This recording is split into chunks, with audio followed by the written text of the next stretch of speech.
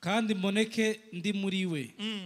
ntafise ukugororoka kwanje kuzanwa n'ibyagezwe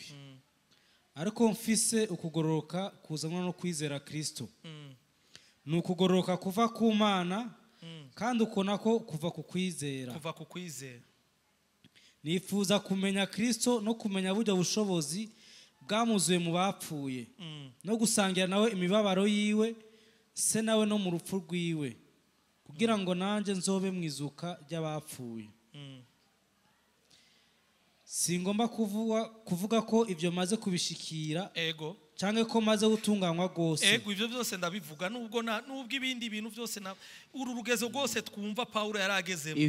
mugabo mu mutima we yigeze yibwira yuko amaze gushika ku rugero rwo kumva yuko yashitse lakini ndani ya moyo wake hakuwahi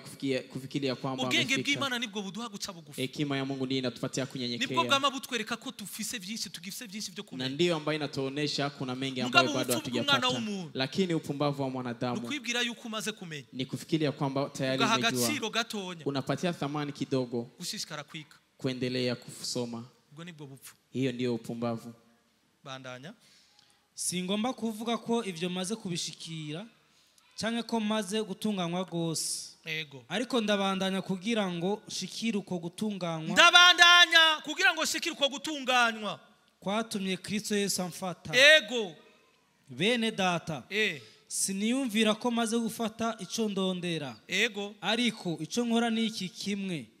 nibagira ivyarenganye ndakurikira ibiri imbere ndibagira ivyarenganye nkabandanya ibiri imbere hariya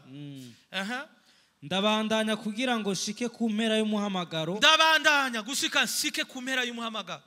hanyuma ndonke impera yo mwijuru iyo Imana yaduhamagariye muri